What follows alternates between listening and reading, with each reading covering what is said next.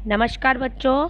आज हम कक्षा 9 के सामाजिक विज्ञान विषय के इतिहास वाली बुक के यूरोप में समाजवाद और रूसी क्रांति इसके इस पाठ के प्रश्नोत्तर देख रहे हैं। प्रश्न 1 और 2 पर हमने विचार विमर्श पहले कर लिया है और आज हम प्रश्न 3 और 4 पर विचार विमर्श करेंगे और आप साथ साथ इसे याद भी करते जाएंगे, समझते भी जाएंगे।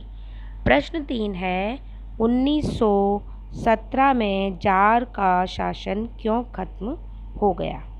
1917 में जार का शासन कैसे खत्म हो गया, क्यों खत्म हो गया, क्या कारण है? जनता के बढ़ते अविश्वास एवं जार की नीतियों से असंतुष्टि के कारण जार का शासन 1917 में खत्म हो गया, क्योंकि जनता असंतुष्ट थी इसलिए खत्म हो गया। जार निकोलस द्वितीय की राजनीतिक गतिविधियों पर रोक, जार निकोलस जो थे उन्होंने कोई सी भी राजनीतिक गतिविधियों पर रोक लगा दी थी और मतदान के नियम बदल दिए थे और अपनी सत्ता के विरुद्ध उठे सवालों अथवा नियंत्रण को खारिज कर दिया था। जो उनकी सत्ता पर सवाल उठाए उसे वे दबा देते थे, दमन कर देते थे। अब जो है रूस में युद्ध प्रारंभ से बहुत लोकप्रिय था और जनता जार का साथ भी दे रही थी। कौन सा युद्ध? प्रथम विश्व युद्ध की बात हो रही है। प्रथम विश्व युद्ध में जार ने भाग लिया था, है ना, तो सभी जनता ने जोर शोर से जार का समर्थन किया था। सेना ने भी समर्थन किया था, जनता ने भी समर्थन किया था। आगे है बच्चों, जैसे जैसे युद्ध जारी रहा जार ने ड्यूमा के प्रमुख दलों के से सलाह लेने से मना कर दिया। अब क्या हुआ, जो ड्यूमा मतलब संसद वहाँ की, उससे जार समय समय पर सलाह लिया करता था। लेकिन जब युद्ध के थोड़ा प्रारंभ हो गया था उसके बाद कुछ समय के बाद जार ने उनसे सलाह लेना ही बंद कर दिया। अब इस प्रकार उसने समर्थन खो दिया। अभी तक तो जनता समर्थन कर रही थी, अभी तक तो सेना भी उसका समर्थन कर रही थी। तो जब जार ने उनसे सलाह लेने से मना कर दिया तो उसने सबका समर्थन भी खो दिया और जर्मन विरोधी भावनाएं प्रबल होने लगी और जो है जर्मन से संबंधित जितनी भी लोग रूस में थे उसका विरोध हर जगह होने लगा। अब ऐसे में ही जारीना थी, उसका नाम था अलेक्जेंद्रा, है ना। जारीना मतलब जार की पत्नी जो थी उनका नाम था अलेक्सांद्रा। जो अलेक्सांद्रा थी उनके एक तो वो जर्मन मूल की थी जारीना, जार की पत्नी अलेक्सांद्रा के जो एक सलाहकार थे उनका नाम था रासपुतिन और ने राजशाही को अलोकप्रिय बना दिया। क्यों बना दिया था अलोकप्रिय? क्योंकि उसने घटिया सलाह दिया करता था वो राजा की पत्नी को, तो और वो मान ली जाती थी, है ना। इसीलिए भी वहाँ की जनता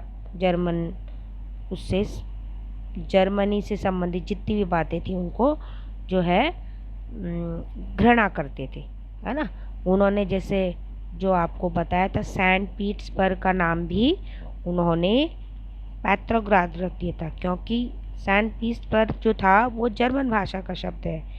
अब क्या हुआ, रूसी सेना लड़ाइयाँ हार गई। कौन सी? रूसी सेना ने जो प्रथम विश्व युद्ध में भाग लिया, तो प्रथम विश्व युद्ध में जहाँ जहाँ वो लड़ रही थी, जिस मोर्चे पर लड़ रही थी वहाँ वे हार गई। तो क्या हुआ, वो पीछे हटने लगी। तो पीछे हटते समय रूसी सेना ने फसलों और इमारतों को नष्ट कर दिया। अब जो है फसलों एवं इमारतों के विनाश से रूस में लगभग 30 लाख से अधिक लोग शरणार्थी हो गए, जिससे क्या हुआ, हालात और भी बिगड़ गए। क्योंकि बहुत सारे लोग शरणार्थी हो गए, बेरोजगार हो गए, ना तो उनके पास रहने के लिए कुछ था और न ही फसलें खाने के लिए कुछ अनाज था। तो इस प्रकार अब प्रथम विश्व युद्ध में युद्ध का उद्योगों पर बहुत बुरा प्रभाव वो पड़ा और बाल्टिक सागर के रास्ते पर जर्मनी का जो कब्जा था वो हो जाने के कारण माल का आयात बंद हो गया। क्या हुआ कि जो बाल्टिक सागर था, जर्मनी के लोगों से इसलिए भी विरोध करते थे, आपको बताया था पहले कि वहाँ पर उद्योग तो पहले से ही कम थे, तो बाहर से वे आयात करते थे। तो बाल्टिक सागर समुद्र के रास्ते जो है पानी के जहाज़ों से आयात होता था औद्योगिक सामान। अब जो बाल्टिक सागर से आता था, उसी समय में बाल्टिक सागर पर जर्मनी का अधिकार हो गया था प्रथम विश्व युद्ध के दौरान। तो माल के आयात पर पाबंदी लग गई, वो उनके सामान को ले जाने नहीं देता था क्योंकि वो अलग अलग दल के थे, है ना, कौन से, प्रथम विश्व युद्ध में। तो इसीलिए अब क्या हुआ, जर्मनी और रूस, है ना, तो इसीलिए वो उनको सामान को जाने नहीं देते थे। अब औद्योगिक उपकरण बेकार होने लगे। 1916 में रेलवे लाइनें थीं वो टूटने लगीं और अनिवार्य सैनिक सेवा के चलते सेहतमंद लोगों को युद्ध में झोंक दिया था, जिसके परिणाम स्वरूप मजदूरों में कमी हो गई। अब क्या हुआ कि सेना की ज़रूरत थी, तो सेना में मजदूरों को ले लिया। तो अब क्या हुआ कि मजदूरी करने वाला ही कोई व्यक्ति नहीं था, तो इस प्रकार मजदूरों की संख्या भी कम हो गई। स्वस्थ जनता तो युद्ध में चली गई थी। तो ये हाल थी। अब क्या हुआ, रोटी की दुकानों पर दंगे होने लगे। क्यों? क्योंकि बहुत ज़्यादा भूखमरी फैल गई थी, बहुत महंगी हो गई थी रोटियां, तो दंगे होना आम बात हो गई थी इसीलिए। अब क्या हुआ कि 26 फरवरी 1917 को ड्यूमा को बर्खास्त कर दिया। किसने ड्यूमा को बर्खास्त कर दिया? जार ने, है ना। यह आखिरी दाव साबित हुआ और इसने जार के शासन को पूरी तरह ख़त्म कर दिया। जब उन्होंने ड्यूमा को बर्खास्त कर दिया तो यह जो है उनका आखिरी दाव था। क्यों? क्योंकि जो है जनता एकजुट हो गई थी, सारी ड्यूमा को पसंद कर दी थी और जार बार बार ड्यूमा को बर्खास्त कर रहे थे। तो क्या हुआ, पूरी तरह इसने जार के शासन को पूरी तरह से जोखिम में डाल दिया। अब 2 मार्च 1917 को जार गद्दी छोड़ने को मजबूर हो गया और निरंकुश शासन का अंत हो गया।